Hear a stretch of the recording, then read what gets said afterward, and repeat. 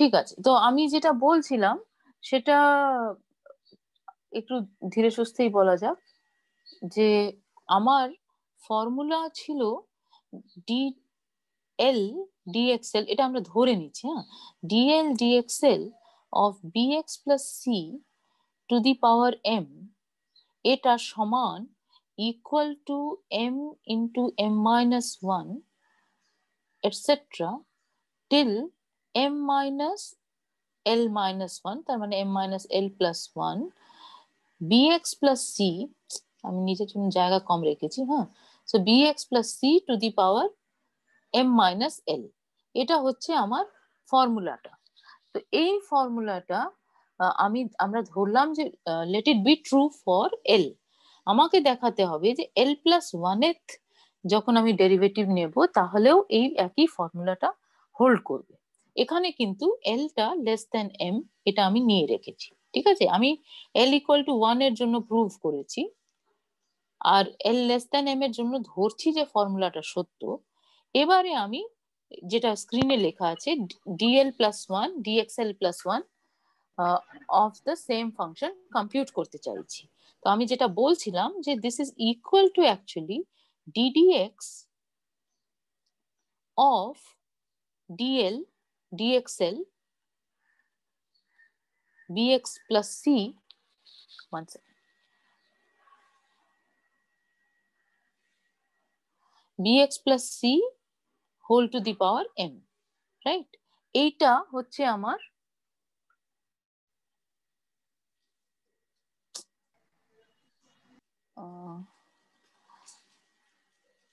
Formula, তাই না? যে আগের যে ডেরিভেটিভটা, আগের যে ফাংশন তার ডেরিভেটিভটাই হচ্ছে next l plus one th derivative of the original function. এটা হচ্ছে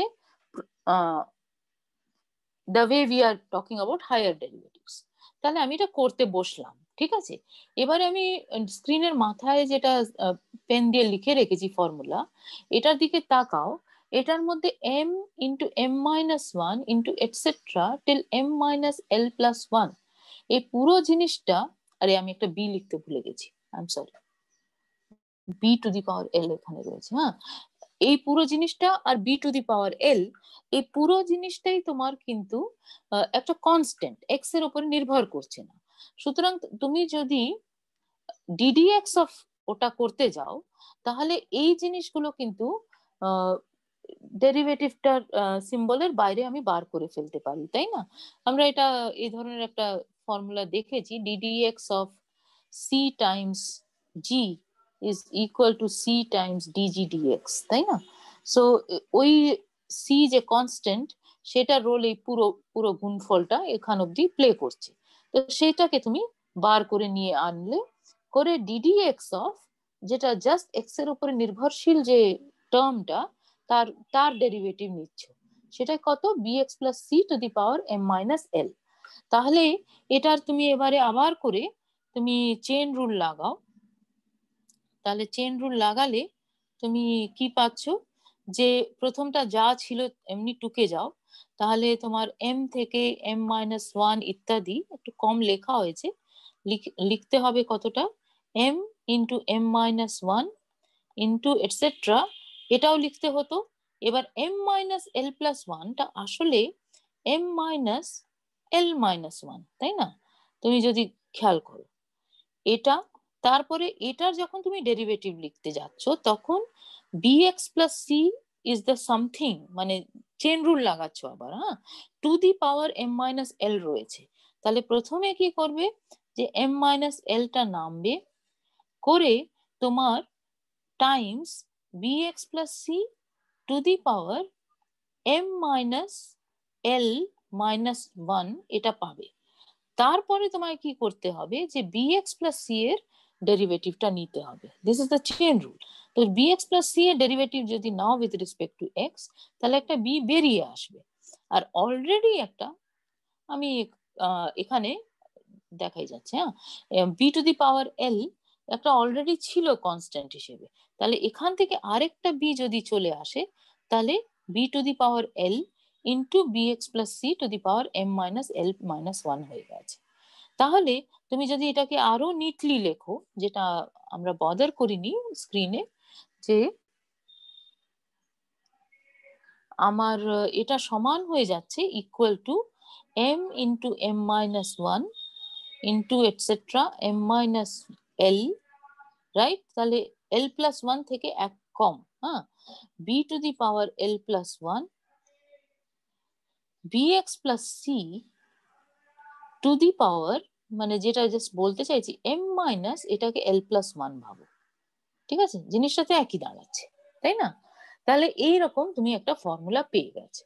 তাহলে তুমি যদি যে ফর্মুলাটা তোমার অঙ্কের, এটা একটু খেয়াল রেখো, মানে এটা আনফর্চুনেট যে আমি একই স্ক্রিনে সব গল্প লিখতে পারছি না, হ্যাঁ। তা এইরকম একটা তুমি ফর্মুলাটা পেলে, এটার সাথে যে ফর্মুলাটাকে প্রমাণ করতে বলা হয়েছিল সেটার সাথে আমি মেলাবো। তো লেট আস গো ব্যাক। হ্যাঁ, তো আমার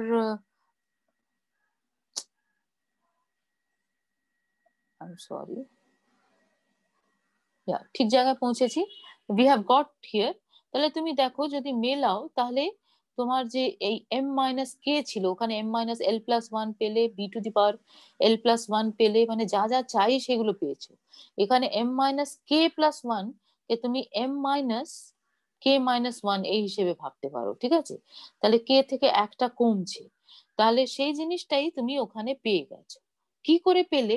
পেলে এইভাবে যে তুমি এল এর জন্য সত্যি ধরে নিলে, করে এল প্লাস 1 এর জন্য তুমি প্রমাণটা করলে, ঠিক আছে? That is the method. এখানে এম মাইনাস এল আছে, সো এল প্লাস 1 মাইনাস 1 এই হিসেবে ভাবতে পারো। তাহলে তুমি এল ইকুয়াল টু 1 এর জন্য প্রুফ করে দিয়েছো, ঠিক আছে? ফার্স্ট জাস্ট ডেরিভেটিভটা তুমি কম্পিউট করে ফেলেছো।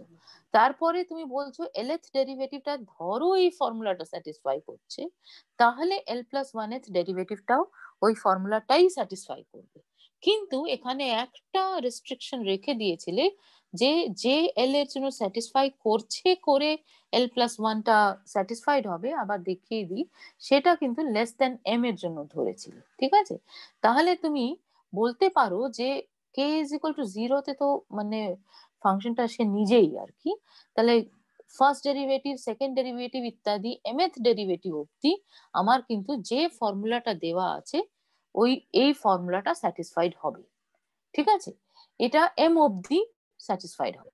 তাহলে সেই কাজটা আমরা করে ফেলেছি, কারণ ফার্স্ট ডেরিভেটিভটা হয়ে গেছে। ফার্স্ট ডেরিভেটিভ যেহেতু হয়ে গেছে, সেকেন্ড ডেরিভেটিভ এই ফর্মুলাই স্যাটিসফাই করবে। সেকেন্ড ডেরিভেটিভ এই ফর্মুলা স্যাটিসফাই করা মানে থার্ড ডেরিভেটিভ এই ফর্মুলা স্যাটিসফাই করবে, সেটাই তুমি জাস্টিফাই করেছো। থার্ড ডেরিভেটিভ যদি এই ফর্মুলা স্যাটিসফাই করে, তাহলে ফোর্থ ডেরিভেটিভ অটোমেটিক্যালি এই ফর্মুলা স্যাটিসফাই করবে। এইরকম করে করে তুমি mth ডেরিভেটিভ অব্দি পৌঁছাচ্ছ। তাহলে what is the mth derivative, এটা একবার লেখা যাক। তাহলে তুমি জাস্ট কে সমান এখানে m লেখো, হ্যাঁ। তাহলে কি হচ্ছে, dm dxm of bx plus c whole to the power m। Formula আমার জানাই আছে, আমি জাস্ট টুকবো, তাই না? তাহলে this is equal to m into m minus 1, এরকম করে করে যাচ্ছ। কে সমান কত হবে? m হবে এবার। তাহলে m minus m plus 1 b to the power m bx plus c to the power m minus m। Just কে এর জায়গায় তুমি যদি m লেখো তাহলে এটা আসছে। তাহলে তুমি দেখো এখানে m থেকে ক্রমশ কমছে, m m minus 1 m minus 2 etcetera করে 1 অব্দি পৌঁছাচ্ছ। তাহলে এই যে প্রথম কটা টার্ম, এটা গুণফলটা আসলে হয়ে যাচ্ছে 1 into 2 into 3 etcetera till m। উল্টো দিক থেকে যদি দেখো, তার মানে এটা m ফ্যাক্টোরিয়াল হয়ে গেছে। তারপরে তুমি পেয়েছো b to the power m, right? আর bx plus c to the power 0 পাচ্ছ, দ্যাট ইজ 1। সো তোমার উত্তর হয়ে যাচ্ছে যে mth যে ডেরিভেটিভটা of bx plus c to the power m, সেটা just m factorial b to the power m হয়ে গেছে, রাইট? সো এটাই আমি নেক্সট স্ক্রিনে লিখেছি আর কি, যে নাও dm dxm is exactly equal to m factorial b to the power m। তাহলে এটা কি হয়ে গেল? এটা কনস্ট্যান্ট হয়ে গেল। তো যেই এই কনস্ট্যান্টটা চলে এলো, এর পরের যে ডেরিভেটিভটা নেবে, ডেরিভেটিভ কিন্তু নেওয়া যাবে, হ্যাঁ, এটাতে কনফিউজড হবে না, ডেরিভেটিভ নেওয়া যাবে। It is an infinitely differentiable function, but the derivative value will be 0 for all x after the mth stage. ঠিক আছে, মানে ডিকে ডিএক্স কে যদি করো এই পলিনোমিয়াল ফাংশনের, তাহলে সেটার উত্তর 0 আসবে after the degree of the polynomial. এখানে ডিগ্রি হচ্ছে m, তাহলে m এর চেয়ে বড় যদি k হয়ে যায়, তাহলে তুমি যদি ডেরিভেটিভ নাও তাহলে উত্তরটা 0 আসছে। এই জায়গাটা কিন্তু ভুল করো না। হ্যাঁ, মানে তোমার ফাংশনটা এর পরে ডিফারেন্সিয়েবল হলো না এই কথাটা বলবে না, ইট ইজ ইনফাইনাইটলি ডিফারেন্সিয়েবল। এমন এক একটা ফাংশন হবে যারা ডিফারেন্সিয়েবল হবে না, তারা বেশ বিচ্ছিরি টাইপস, কিন্তু অন্তত পলিনোমিয়াল ফাংশন সেই ধরনের ফাংশন হয় না। It is differentiable infinitely and its derivative becomes 0 after the mth derivative. ঠিক আছে, আশা করি আমি বোঝাতে পেরেছি। Is this all right? Yes, ma'am. Okay, so next thing which we will do a few standard formulas first, and then we need Leibniz theorem, ওটা ছাড়া খুব একটা এগোনো যায় না আর কি। তো আমি জাস্ট sin x আর cos x এর kth ডেরিভেটিভটা কম্পিউট করতে চাইছি। তো একটা তুমি দেখলে polynomial function which is infinitely differentiable. Similarly, sin function and cos function are also infinitely differentiable. তো আমরা একটা জেনারেল ফর্মুলা লিখেছি, মানে sin x না লিখে একটা কনস্ট্যান্ট ঢুকিয়ে দিয়েছি। হ্যাঁ, তাতে আমার কাজ করতে সুবিধা, এখানে কষতে খুব একটা সুবিধা কিছু হবে না, কিন্তু যখন আমরা মানে অন্য অঙ্ক কষতে বসবো তখন এটা ফর্মুলা থাকলে হাতে সুবিধা হবে, সেই জন্য আমরা এরকম করে লিখছি। প্রশ্ন হচ্ছে show that dk dx k of sine A x is equal to A to the power k sine k pi by 2 plus A x for all k in natural numbers, হ্যাঁ, পজিটিভ ইন্টিজার্স। এই ফর্মুলাটা তোমায় দেখাতে হবে। তো এবারে বুঝতেই পারছো যে এটাকেও আমি ম্যাথমেটিক্যাল ইন্ডাকশন দিয়ে কাজটা করব। তো প্রথম কর্মটা হচ্ছে যে আমি ফার্স্ট ডেরিভেটিভটা ক্যালকুলেট করব। So ddx of sine A x যখন ক্যালকুলেট করছো, আবার তুমি কিন্তু চেইন রুল লাগাচ্ছ। প্রথমে জানো যে সাইন এর ডেরিভেটিভ হয় কস, তাহলে এ এক্স পয়েন্টে তোমার ভ্যালুটা আসছে কস এ এক্স। ঠিক আছে, আর তারপরে এ এক্স যে ফাংশনটা সেটার ডেরিভেটিভ নিলে এ পাচ্ছ, সুতরাং সাইন এ এক্স টা ডেরিভেটিভ হয়ে যাচ্ছে এ কস এ এক্স। এবার আমাকে একটা ফর্মুলা দিয়ে দিয়েছে, তো আমি দেখি যে ওই ফর্মুলাতে আমি বসাতে পারছি কিনা। তার মধ্যে এ টু দি পাওয়ার 1 এই ব্যাপারটা তো মিলে যাচ্ছে, very good. Cos a x কে আমি লিখছি সাইন, কে কোত্থেকে চলে এলো, sorry I am very sorry, হ্যাঁ এটা জাস্ট টাইপ হয়ে গেছে। Sine pi by 2 plus A x এটা আমি লিখতে পারছি, ওই কে ইকুয়াল টু 1 মিন করতে চাইছি।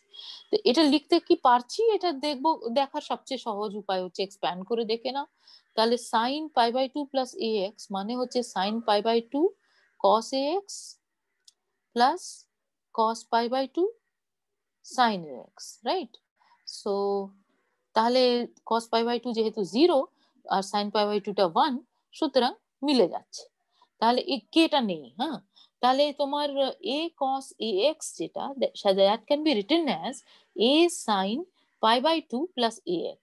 তাহলে ফর্মুলার সাথে মেলাও, k is equal to 1 হলে ফর্মুলাটা মিলে যাচ্ছে। তাহলে অন্তত রেজাল্টটা k is equal to 1 এর জন্য সত্যি হচ্ছে। এবার কি করব, বলবো যে ধরো রেজাল্টটা k is equal to l এর জন্য সত্যি। ঠিক আছে, ফর সাম পজিটিভ ইন্টিজার এল করে দেখাবো যে এল প্লাস 1 এর জন্য সত্যি, তাহলেই আমার প্রিন্সিপাল অফ ইন্ডাকশন থেকে হয়ে যাবে।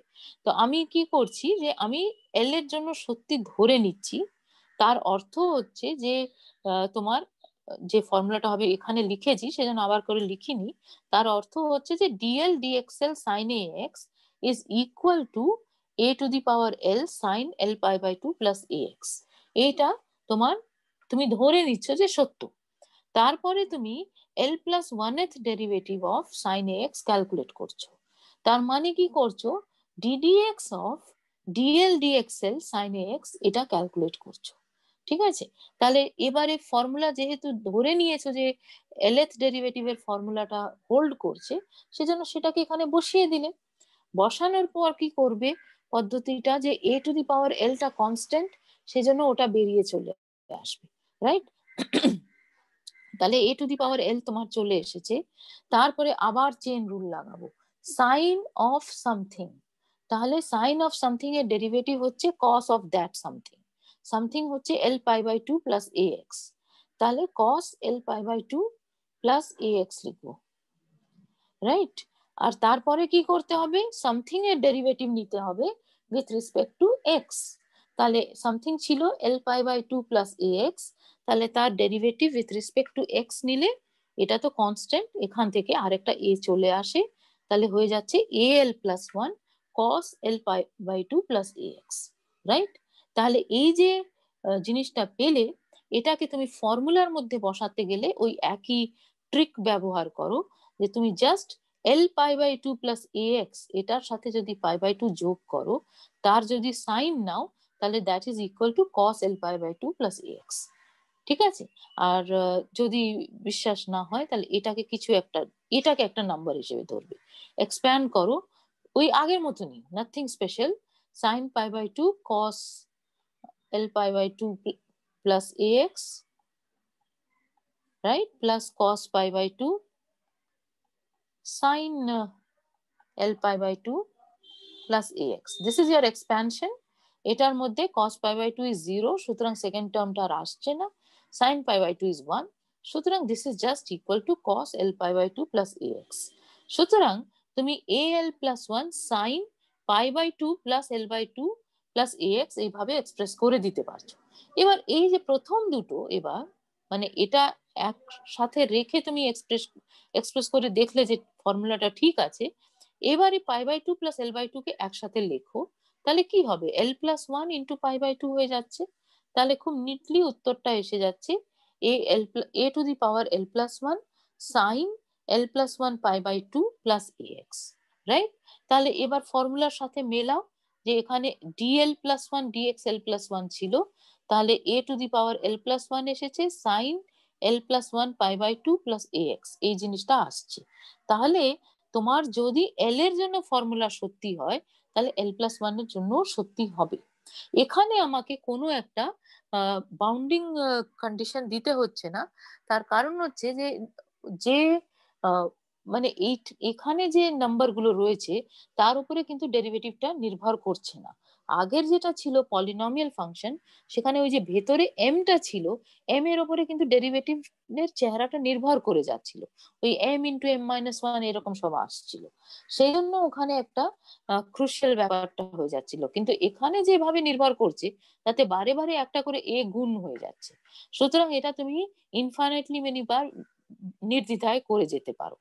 আর যেহেতু তুমি ওয়ান এর জন্য ফর্মুলা সত্যি দেখিয়ে দিয়েছো, আর এটা দেখিয়ে দিয়েছো যে এল এর জন্য যদি সত্যি হয়, তাহলে এল প্লাস ওয়ান এর জন্য সত্যি হবে, তার মানে তুমি দেখিয়ে দিচ্ছ যে দুই এর জন্য সত্যি, দুই এর জন্য সত্যি দেখানো মানে তিনের জন্য সত্যি, ইত্যাদি। সেটাকেই শর্টে বলা হয় প্রিন্সিপাল অফ ম্যাথমেটিক্যাল ইন্ডাকশন। সেটা তোমায় বলছে যে এই রেজাল্টটা is true for every positive integer K, right? এটা কি আমি বোঝাতে পেরেছি? Yes, ma'am. Yes, ma'am. Yes ma'am. So আজকে কি আমাদের টাইম শেষ হয়ে গেছে? হ্যাঁ, প্রায় 11টা বেজে। Ma'am, leave So the sir. okay, let us stop here. We will continue on Monday. ठीक है? Okay.